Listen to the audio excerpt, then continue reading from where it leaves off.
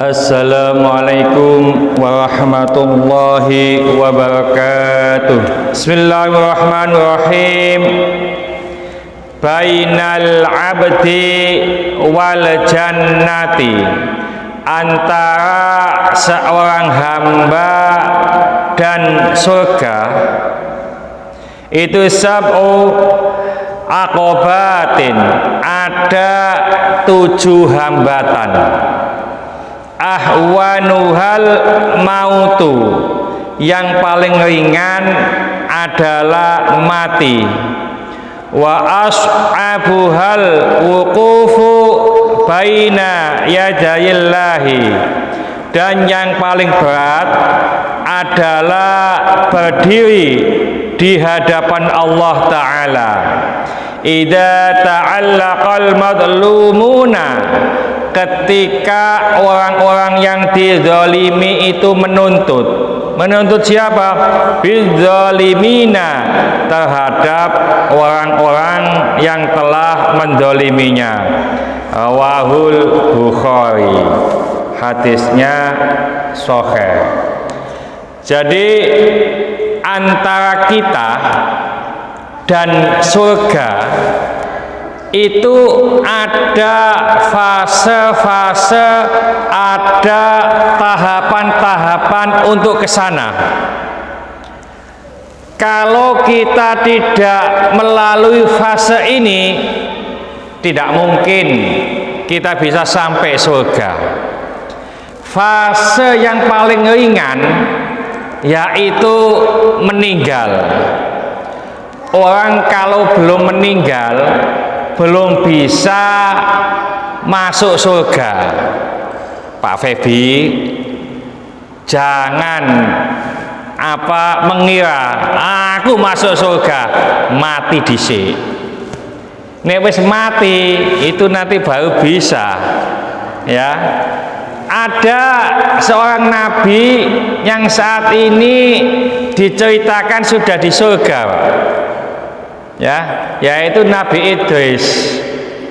Dan yang dilalui menurut Al-Quran diantaranya kullu nafsin dha'iqatul maut, setiap orang yang bernyawa pasti mengalami kematian. Nabi Idris pernah mati, ya, ceritanya begitu.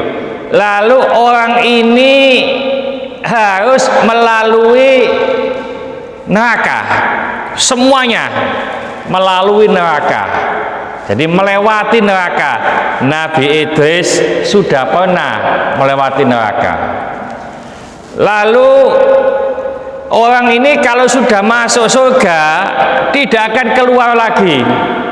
Nabi Idris masuk surga. Setelah masuk surga, karena ke surga ini hanya main-main, Pak, bermain begitu saja, keluar. Setelah keluar, Nabi Idris pintar, sandalnya itu ditinggal untuk swarga ambek malaikat Israel, ya, dikasih wewenang lagi untuk mengambil, tentunya dengan izin Allah. Si malaikat Israel, tak jukuke sandalku ketinggalan nunggone swarga. Ini Nabi Idris. Setelah itu dibengok-bengok, Nabi Idris, ini sudah malam, ayo pulang. Enggak, aku nduk kene wae. Lalu dilaporkan kepada Allah, ya. Kata Nabi Idris menyampaikan di dalam Al-Quran, siapa saja yang sudah masuk ke surga tidak akan keluar lagi. Oleh karena itu, ngapunten, kalau nanti kita sudah masuk surga, insya Allah abadan di sana. Kalau di neraka itu beda. Yang khalidina fiha abadan abada itu orang kafir. Jadi orang kafir itu di neraka selama-lamanya. Orang Islam, orang yang beriman, meskipun imannya mithqala dzarrah, sekecil atom, itu nanti masih bisa keluar dari neraka, ya. Jadi seorang hamba ini masih terhalang masuk surga. Karena ada fase-fasenya. Menurut hadis ini ada 7 hambatan. Coba tidak diceritakan 7 hambatan itu apa saja. Yang diceritakan paling ringan hambatannya itu adalah meninggal. Pokok wis mati, berarti hambatan yang satu sudah selesai. Lalu hambatan yang paling susah, paling berat adalah ketika kita berdiri di hadapan Allah. Ini adalah hari penentuan, Pak. Ditentukan amal ibadah kita, perhitungan kita. Lalu orang-orang yang didolimi ini sama-sama menuntut kepada orang yang mendolimi. Terima kasih ya. Jadi ini yang paling berat. Karena apa? Untuk menunggu itu tempatnya bukan di hotel, tapi di padang mahsyar, tempat yang panas. Mahsyar itu kumpul, Pak. Tempat berkumpul itu mahsyar. Padang, nah koyok-koyok tidak ada tanaman, tumbuh-tumbuhan, tidak ada bangunan, semuanya rata. Ya, jadi tempat untuk berkumpul itu mahsyar. Ya, nah ini tempatnya ini bisa jadi panasnya minta ampun sesuai dengan amal ibadah kita. Kalau kita lihat di kitab Ihya Ulumuddin itu, Pak, yang dikarang Imam Al-Ghazali, wah dahsyatnya menjelang kiamat, dahsyatnya waktu berkumpul di padang mahsyar. Menjelang kiamat itu orang tidak mengenal. Yauma yafirru mar'u min akhi wa ummihi wa abi wa sahibatihi wa bani, dan seterusnya itu. Itu surat apa itu? Abasa kalau salah ya. Abasa itu pendek, Pak. Cuma ayatnya sekitar 42. Kalau An-Naba amma yatasaalun itu agak panjang, tapi hanya 40. Ya. Jadi pada hari itu larilah yang namanya anak terhadap orang tua, saudara terhadap yang lain. Karena apa? Karena kesibukan masing-masing. Ilustrasinya begini, ilustrasinya. Kalau kita diundang mantenan umpamane, wis gak usah mantenan, Pak. Delok film ae. Ya. Lihat film di gedung film, tertutup, gelap. Saat itu terbakar gedungnya ini. Wih, terbakar hebat. Yang namanya pacar yang ada di sebelah kiri, kalau sudah kita lihat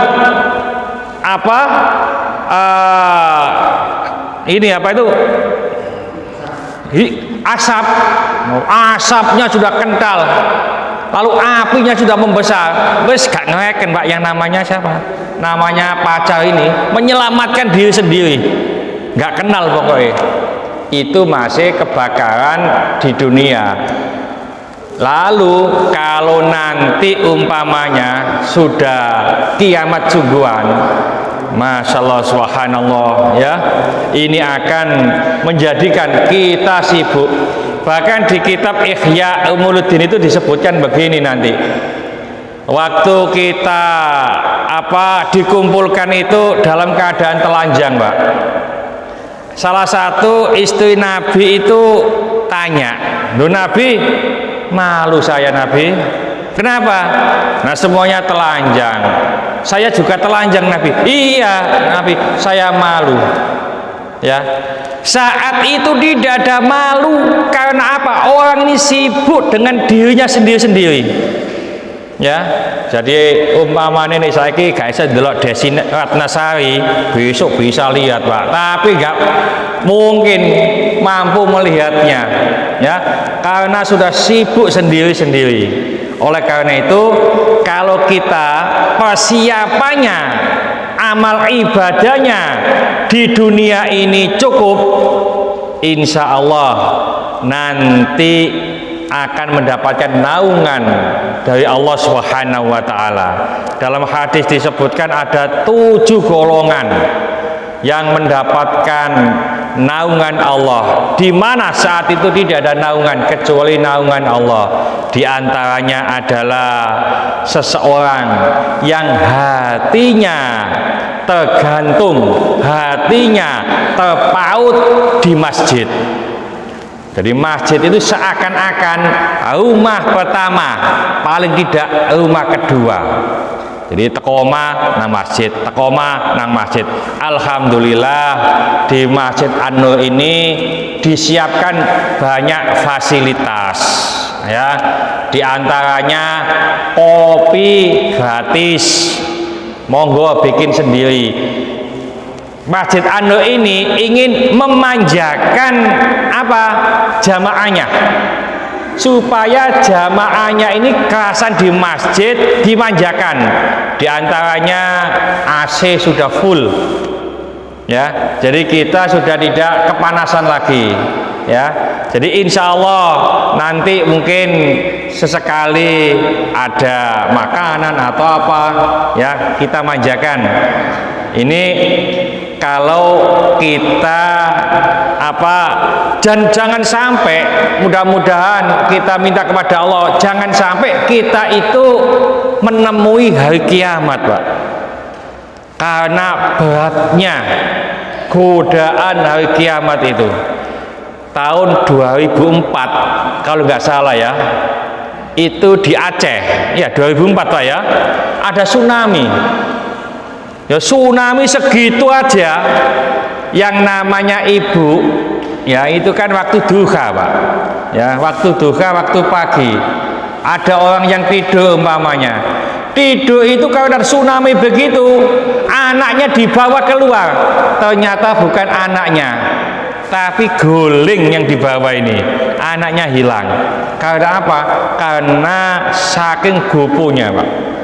Ini kalau kita antara surga itu masih ada halangan, dan halangan nanti yang paling berat itu ketika kita diadili oleh Allah. Umpamanya si fulan A ini didolimi B, maka si A ini pasti nuntut, Pak. Kalau di dunia nggak mampu, saya atau bawahan didolimi oleh pimpinannya, Pak, di kantor, dibully atau dimintai sesuatu, ya, nggak berani yang namanya bawahan. Tapi kalau nanti di pengadilan oleh Allah, pengadilannya Allah, tidak ada yang bisa mengadili kecuali hanya adilan Allah. Jadi tidak ada yang ditakuti di sana nanti. Orang yang didolimi menuntut kepada orang yang mendoliminya, dan orang yang mendolimi tidak bisa mengelak. Kapan aku ngelakoni koyok ngono? Videone dibuka, Pak, tidak bisa mengelak. Bismillahirrahmanirrahim. Wal 'asri innal insana lafi khusrin illa alladziina aamanu wa 'amilus solihati wa tawashaw bil haqqi wa tawashaw bis sabr. Subhanakallahumma bihamdika asyhadu an la ilaha illa anta astaghfiruka wa atubu ilaik. Assalamualaikum warahmatullahi wabarakatuh.